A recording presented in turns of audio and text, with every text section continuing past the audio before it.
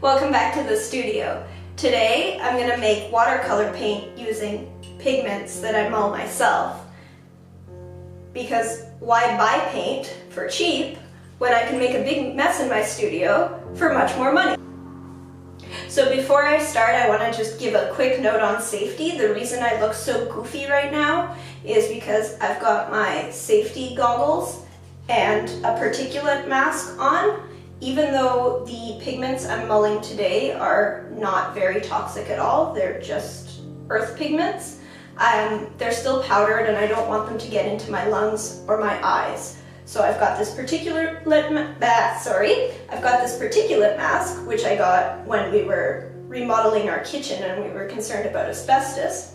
And I've got some safety goggles so that my pigments don't get into my lungs or my eyes. If you're new here, my name is Lee Angold. I am a botanical and natural science illustrator in Kitchener-Waterloo, Canada.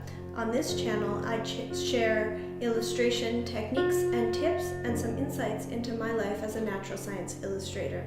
So now I'm going to go through my materials for making paint. The first thing I'll be using is this marble pastry board. This usually sits on my dining table with the shiny side on top, but I'll be using the bottom today, which is nice and rough so I can grind paint against it. I'm sitting it in the styrofoam packaging it came in to keep it from rubbing against my table. Many people use a tempered glass sheet instead of marble. You can get those as like an IKEA shelf, but I had this marble board, so this is what I'm using. Next, I needed to find a Muller. A Muller is a piece of glass with a flat bottom that you use to rub the paint against the slab. Mullers are very expensive, so I found this alternative.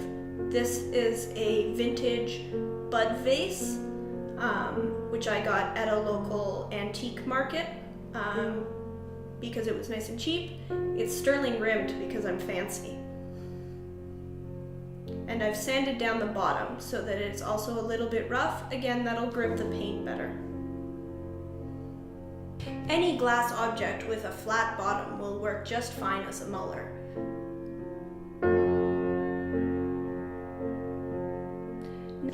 Next, you'll need some pigment. I resisted making my own paint for years because I thought it would be messy, and then I found this nickel azo dark pigment. Unfortunately, synthetic organics like nickel azo are very hard to mull, so that's not what I'm going to be doing for my first try. Today, I'm choosing some much easier to mull earth pigments.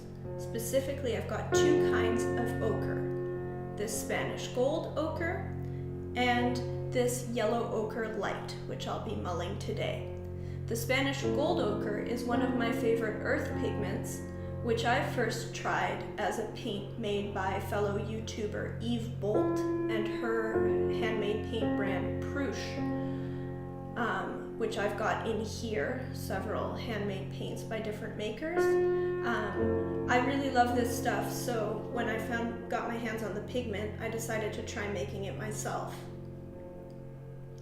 I've also got this yellow ochre light, which I'll also be mulling today.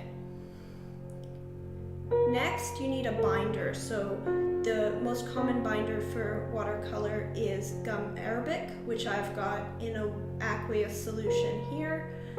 So this has water, gum arabic, and some preservatives. I've also got honey. I really like the texture of honey-based paints. They re-wet really nicely.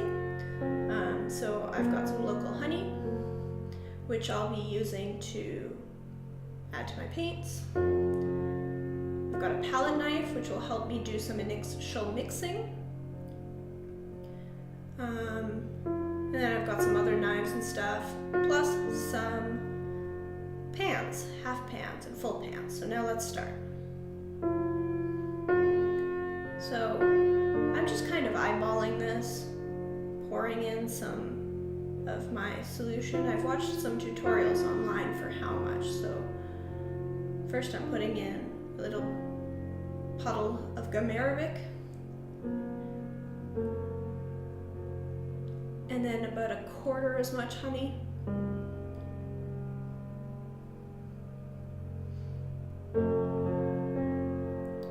Fiddling here, honey's so fussy. So here we go, and I just dab that down.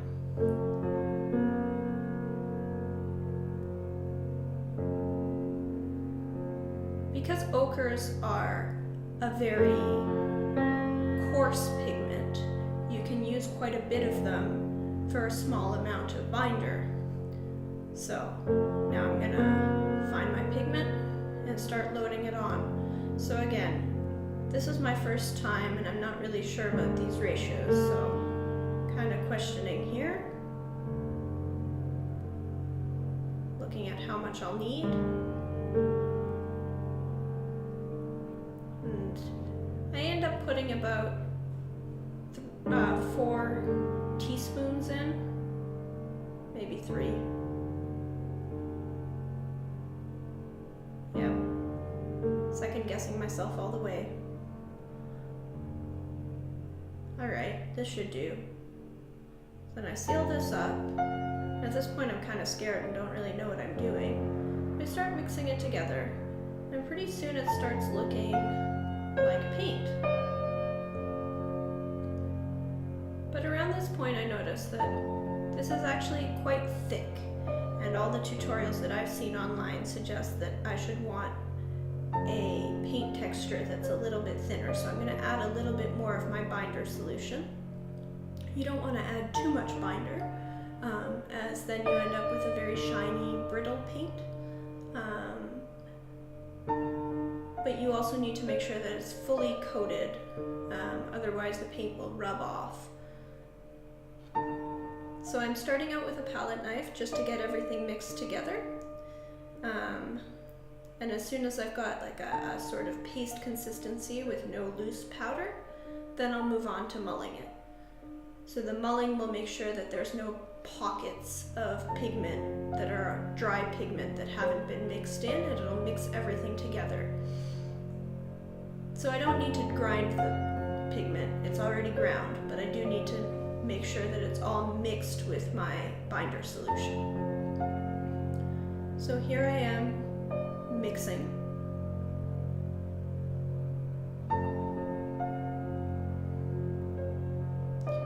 And this is why I didn't want to start mulling paint, as I'm just very messy and I don't know what to do with stuff, so you'll see that I end up leaving all my tools all over my mulling slab.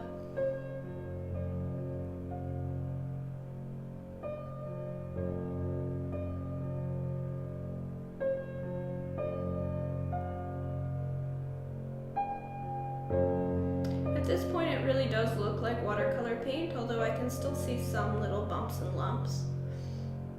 So I just keep grinding it around and then pulling all of the paint back in towards the Muller to mull it again. We'll skip forward here. I do this a bunch of times, probably a few too many times, but better safe than sorry. So just mixing. Alright. So now I've got something that really is starting to look like familiar watercolor paint.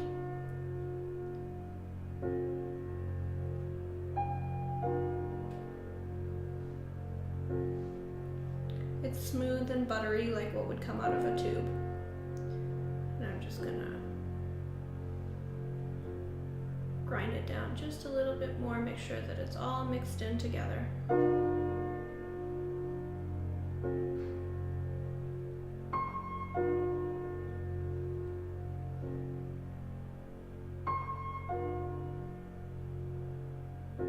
And now I'm going to load it into pans. And here you can see that I'm spilling out over the edge. This is super messy.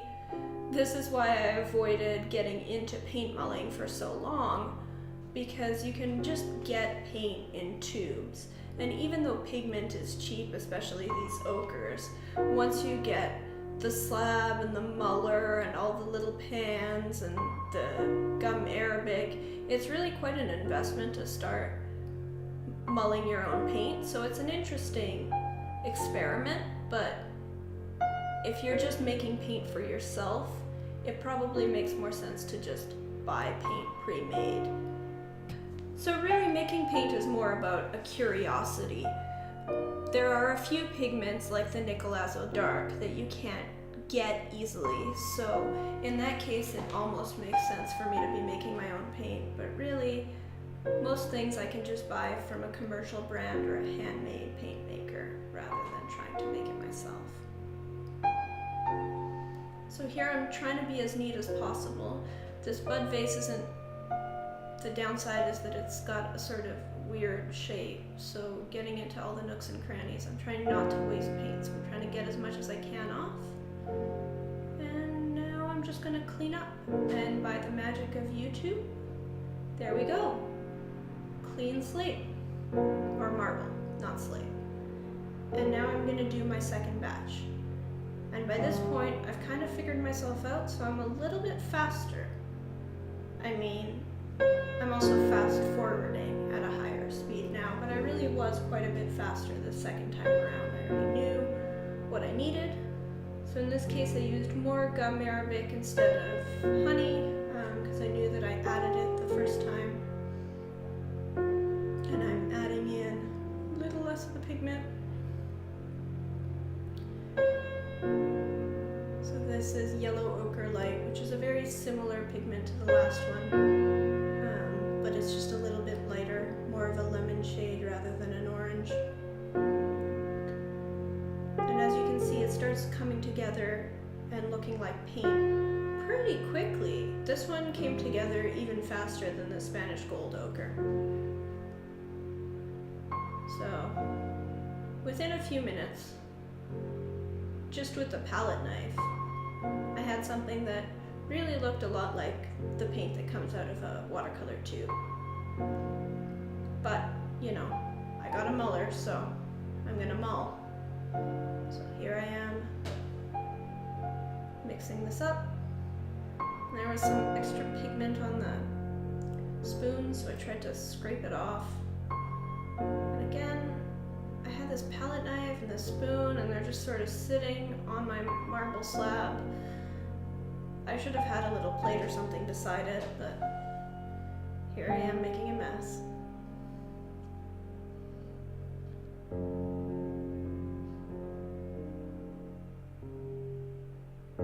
Pushing things around, and so I'm trying to take a close look and make sure that there are no little bubbles or bumps in the paint, but it's looking pretty smooth at this point. Once again, I just pull it all towards the middle, make sure it all gets ground together. And at this point, my palette knife starts acting up, and you'll see this in the video, I just broke it. I've had this palette knife, I don't know, since my teens. I think I got it with an acrylic set that my parents gave me for one of my birthdays. And I never use a palette knife, being a watercolor artist and doing primarily botanical, very detailed work. But, you know, it came in handy for now. But my hands are all messed up, and you're about to see what happened here. I hadn't quite figured it out at this point. And so I start loading these into the pans, and you'll see that I'm holding onto this edge very close to the handle because it was just wobbling. So I'm loading this up, and it's a little bit off screen, and oh, there we go. So the handle just fell right off. And again, by the magic of YouTube, I have a clean marble slab and some swatches. So now I'm swatching in my sketchbook both the paints that I made, and I'm also swatching similar paints by other makers. So for example, the Spanish gold ochre that Eve Bolt made that I bought from her, which is made with the same pigment. The interesting thing is that mine came out a little bit brighter, more of an orangey versus a pure earth tone, which I quite like, but I don't really know so as I finish up testing out my paints, I have a question for you. What kind of content would you like to see more of on this channel? Would you like me to try more experiments like making paint as I did today? Or would you like to see more tutorials like my last video? Let me know in the comments below. If you enjoyed this video, don't forget to hit like, subscribe, and ring the bell so that you'll get notified when my next video comes out. Thanks so much for watching. Bye-bye.